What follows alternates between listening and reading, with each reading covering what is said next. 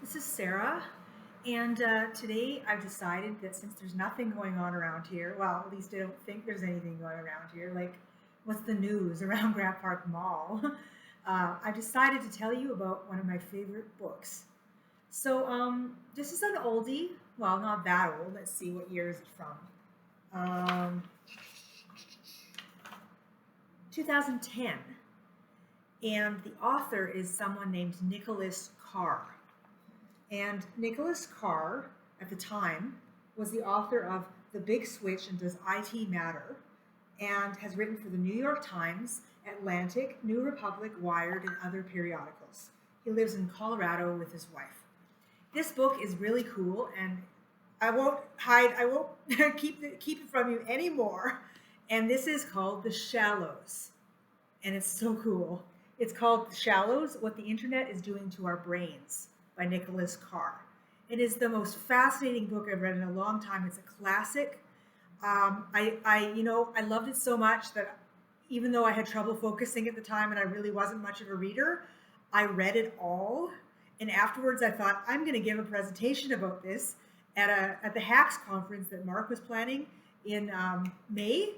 But I had a bunch of other stuff going on and I dropped the ball on it. But I wrote an elaborate PowerPoint presentation explaining all the points, most of which I've forgotten now.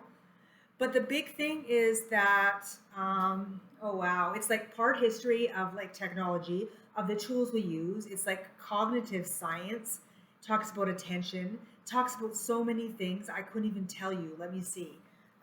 See if I have a table of contents to introduce it to you. Okay, so, oh, well, this isn't very helpful, but I'll give you the titles and the names of the table, the names of the chapters, and you get to decide what they mean to you. And then maybe I'll read you the beginning and you can decide if you want to pick it up. Okay, so the prologue is called The Watchdog and the Thief. Chapter 1 is Hal and Me. Chapter 2 is The Vital Paths. Okay, this is useless. I'm not going to do that to you. Okay, so, oh goodness, I don't even know how to describe this. It's been so long. The function of the brain, Aristotle believed, was to keep the body from overheating. Okay. Writing nearly 2,000 years after Aristotle, Descartes conjured up another watery metaphor to explain the brain's function. To him, the brain was a component in an elaborate hydraulic machine whose workings resembled those of fountains in the royal garden. The heart would pump blood to the brain, where in the pineal gland it would be transformed by means of pressure and heat into animal spirits, which then would travel through the pipes of the nerves. The brain's cavities and pores served as apertures, regulating the flow of the animal spirits throughout the rest of the body.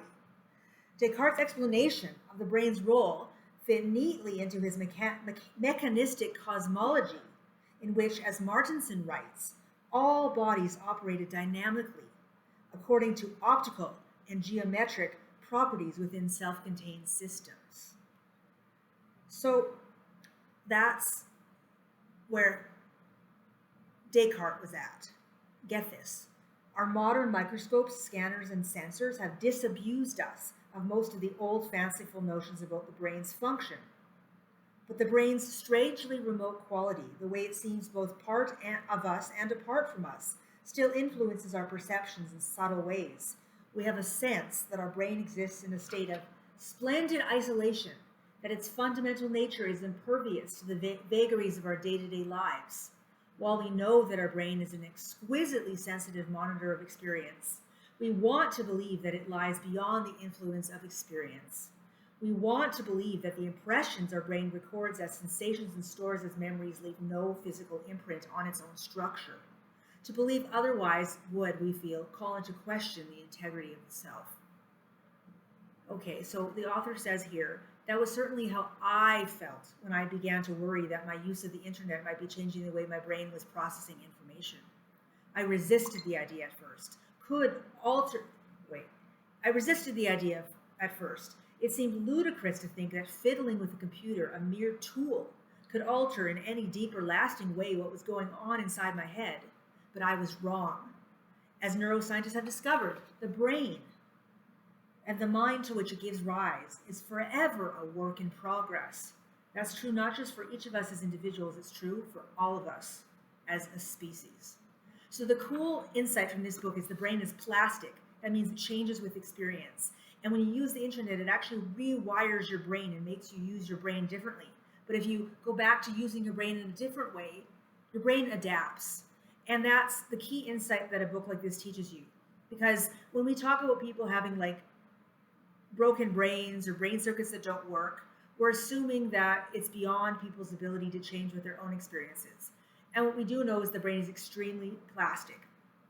And there's some examples in here, and you can read it. But I just thought I would tell you about this. So if you want to pick it up, like I said, I don't know where they'll have it in your library or something. Very good. The Shallows by Nicholas Carr.